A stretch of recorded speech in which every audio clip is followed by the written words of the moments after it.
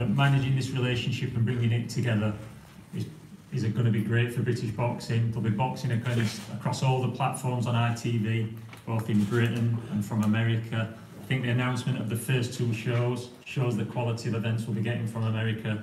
There's the Uskategui Plant super middleweight fight, and then the week after that, 6 days after that, goes straight to Joe and Pacquiao, another massive fight. And those are the type of events we'll be looking to put on this year. But for the first British event, it's probably one of the most anticipated fights of the last 2 or 3 years, I believe, with James Degale, you know, whose credibility is without question. They don't give Olympic gold medals away to anybody. James has got one of those. I'm just going to add that. Just give me a second. I'm just warming up to that. 2-time world champion. You know, lost it, went straight back and won it back, which is a sign, always a sign of a great champion. You know, people lose fights and then they try and skirt around rematches or float off and do something different. James didn't do that. He went straight after the guy who beat him and got it back. On my left is Chris, who obviously needs no introduction again. I've worked with Chris over 2 or 3 fights now, and his dad, pleasure to work with. Very, very professional in his preparation and everything he does. Shown he belongs at the level, probably feels he's got something to prove after the disappointment of the George Groves fight in the past. And I think he's just got every ingredient to be a great event at the O2. Really, really looking forward to it, looking forward to the build-up, and especially looking forward to the fight. So again, I'd just like to thank everybody for coming and say, really looking forward to this year and the events that we'll be bringing to you. I'll pass you over to James to tell you how he's going to prepare for this fight and what his thoughts on it are. Yeah, where do I start? So, thanks for coming. It's a great turnout. Listen, this fight's been a long time coming. A lot of people have been calling for this fight. Chris has been calling for this fight for a long time. When he first turned professional, the guy was calling me out. He's very deluded. On the 23rd of February, I get my chance to deal with this guy good and proper and finish him, because after he's lost to me, I'm not too sure where he's gonna go. Thankfully, we've only got 7 more weeks to wait. I look forward to it. I hope he's ready. Make sure you tune in. It's going to be a good night of boxing. Yeah, Chris, you and your father have been calling for this fight for some time. Now that it's a reality, what's the overriding feeling? I'm happy. I'm comfortable. At this stage of my career, big fights, fan favourite fights are the only thing I'm looking for. And this fight has been, 4 or 5 years in the making. James says I'm deluded. I guess you guys are going to find out which one of us is. You still think you beat George Groves and Billy Joe Saunders? You telling me that ain't deluded? We're not talking about Billy Joe Saunders or George Groves. We're talking about me and you. Yes. And you're going to get schooled. In February, it's going to be a painful lesson for you. That's what you think. You're hoping. This is what you're hoping, Chris. You're hoping I die. I don't live the life. I die and you're going to catch up with me. You know you're going to be down after 6 rounds. You know that. But you're hoping that I die and I'm not fit. I'm going to get better as the fight goes on. It's going to get easier as the fight goes on. I wish you the best of luck. I wish you the best of luck as well. Unfortunately for you, like I said, this fight I've been calling for this fight for years. I've been training to beat you for 4 years. I know everything about you. I know how you fight. I know your weaknesses. Vice versa. Vice versa. So you're limited. It's going to be fun. It's going to be fun. James, where do you place Chris in terms of the career challenges you've faced? Oh, well done. Like, come on, I boxed the best in the world. The very, very best in the world. From Andre Derral, when I won my world title, Vincent Boutet in Canada, Badou Jack at War in New York. I've mixed with the high, you know what I'm saying? And as I say, Chris is a good fighter. He's a tough fighter.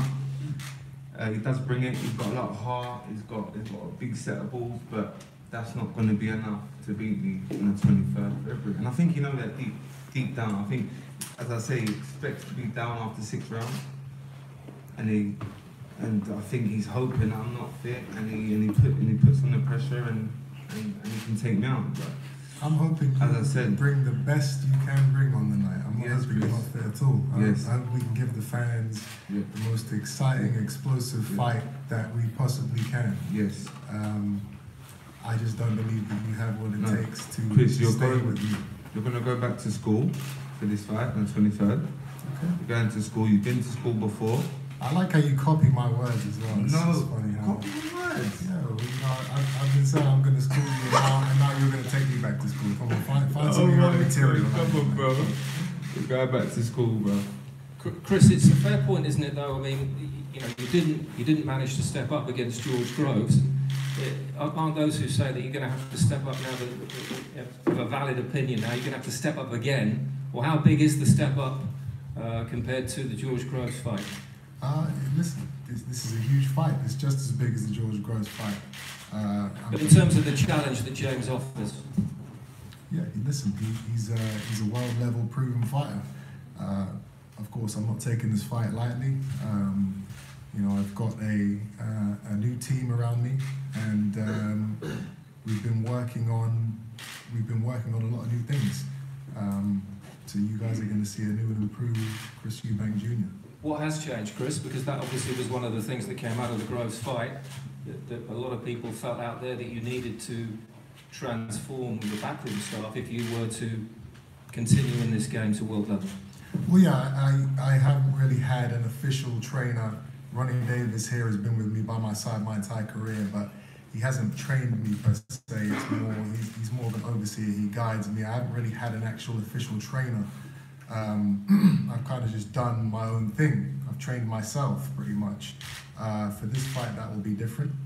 I've been working with a man named Nate Vasquez from Las Vegas. He's been living with me.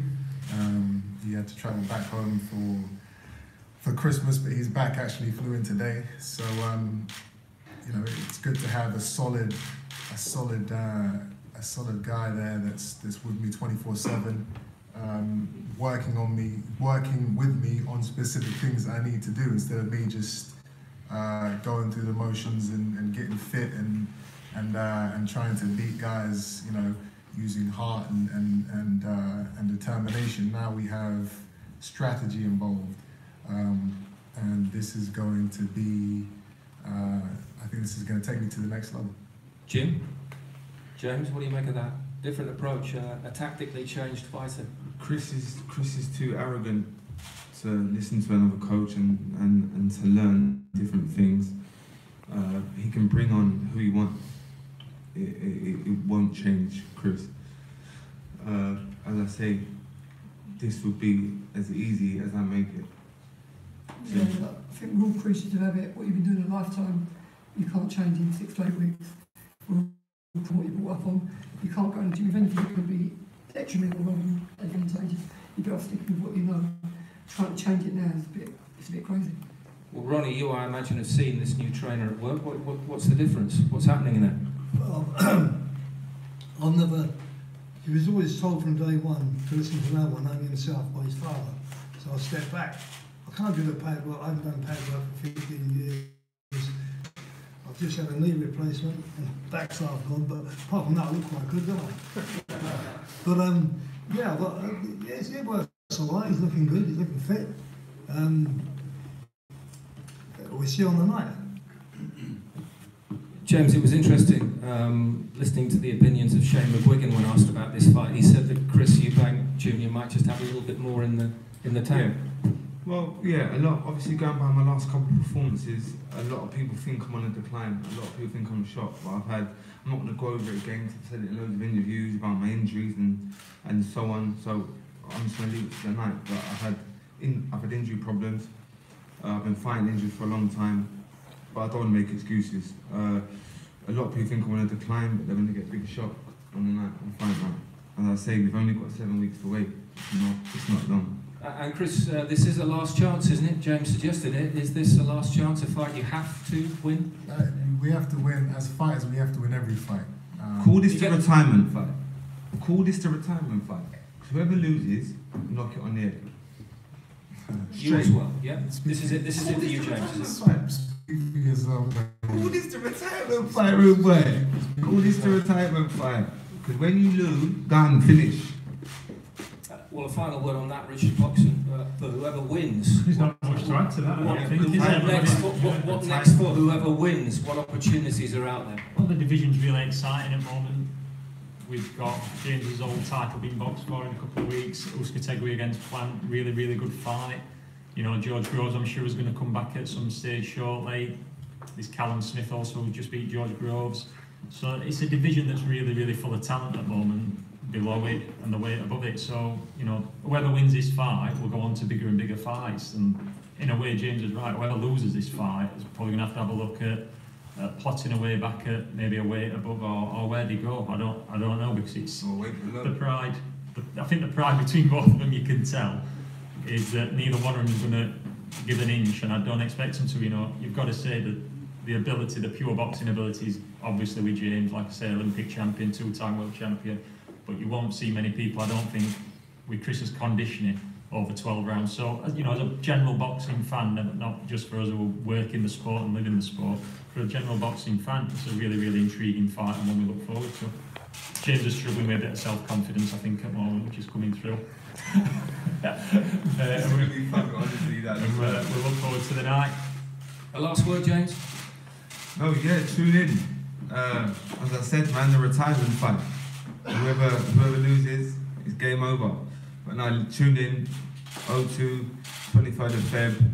It's going to be a cracker. And Chris? I'm bringing the heat, as I always do. And James is talking about retirement. This is something that For you, bro. it's never even come into my mind. So I'm talking, this is the retirement. Because when you lose, what are you going to do, Chris? you know, obviously I don't have it in my mind to lose. I haven't even thought about that path. Obviously you have. Now I'm thinking about you, bro. No, think about yourself, man. This is a dangerous sport. There's I no know. need to be thinking about. Fully focused on 23rd, bro. Okay. We'll Okay. see. Okay, sir. Guys, thank you very much. Okay, it's on then. James Degale, Chris Eubank Jr., February the 23rd at London's O2 Arena. Before that, ITV begins the boxing year with 2 world title fights on ITV4, including, as Richard mentioned, Manny Pacquiao against Adrian Broner for the WBA welterweight world title. That's on January the 19th. For more details on that, go to itvboxoffice.com. Coming up, we'll speak to both men on ITV Box Office, Facebook and YouTube channels, and then both fighters, of course, available to you for further chats. Thank you very much indeed.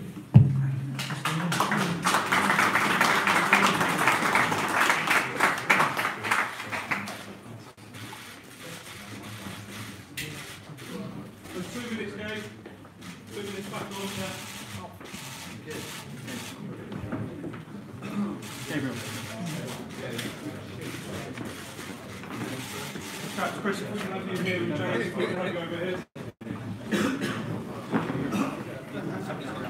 Yeah. 30 seconds, everyone. 30 seconds. Chris, if you just stay there for 1 second.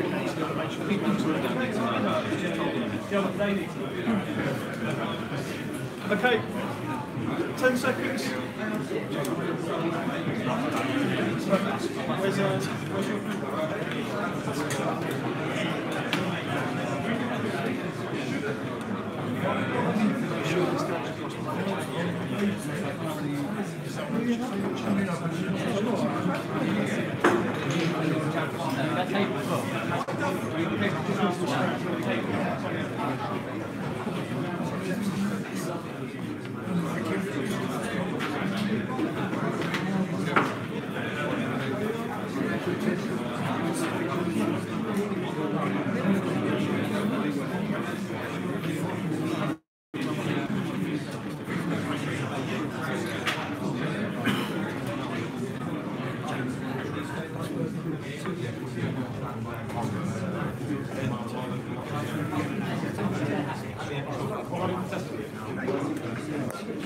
Okay, just grab the mic.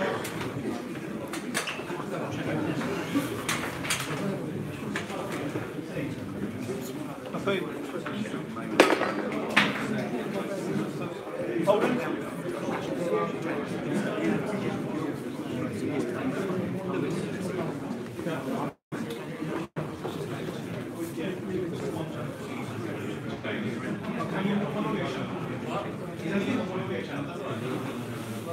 We'll have to live with it. Yeah, okay. Am I ready? Hey guys, quick message. 5 seconds, chaps. 5,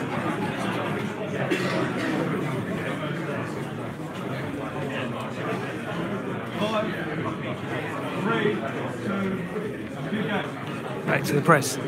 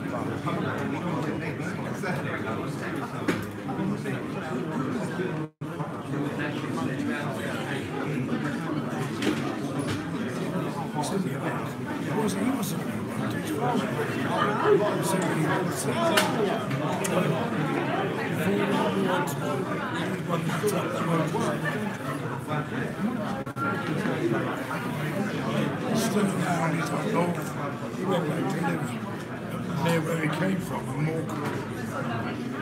He's an old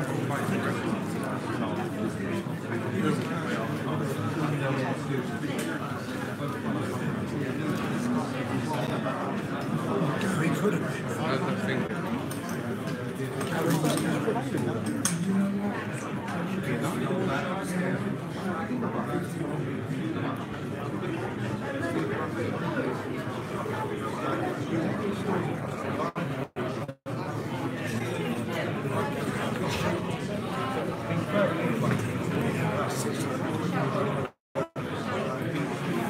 Wait for him to come over here and we'll see what Eubank Jr.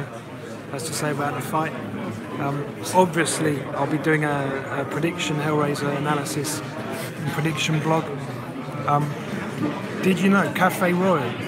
Second show I ever promoted was at the Café Royal. I stayed here for 6 years. Quite a sentimental place for me, but the hall which used to be the boxing hall here is now bedrooms. So no more boxing here, just press conferences. James Degale, we heard him in the earlier press conference, seems very confident, and he's got plenty to say over there as well. He's talking to the TV cameras. We'll see what comes out on the night. I mean, he's been a little bit disappointing, I'd say, in his last couple of fights, but you could say Eubank Jr. was in his last fight as well, purely at the result, the way the fight went. So I don't think this is a foregone conclusion by any standard. So now James is over here. Did you know I was a trainer at Dale Youth for a while, where James was a young whippersnapper. He's been about 11, 12 years old, something like that. Anyway, he's having a...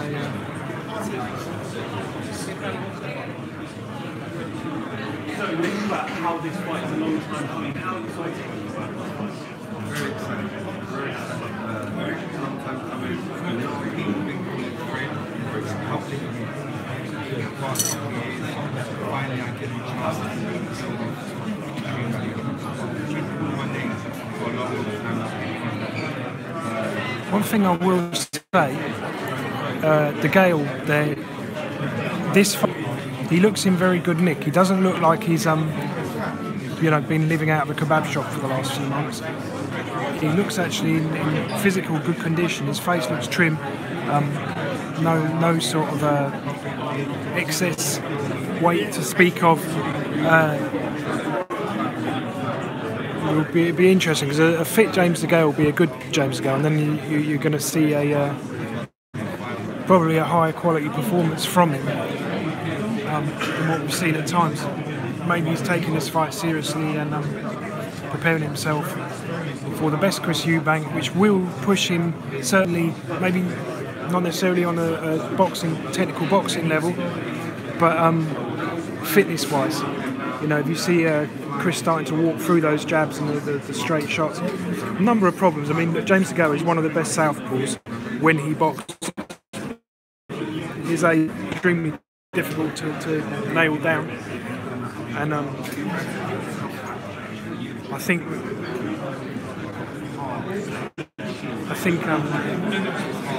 James needs to be on his A game. If he is on his A game, I've got to say I lean his way.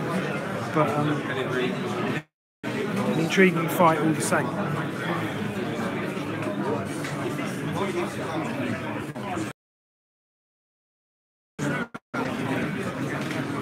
Guys, I'm going to cut off now. Cheers for watching, and I'll catch you again soon. See you then. Bye-bye.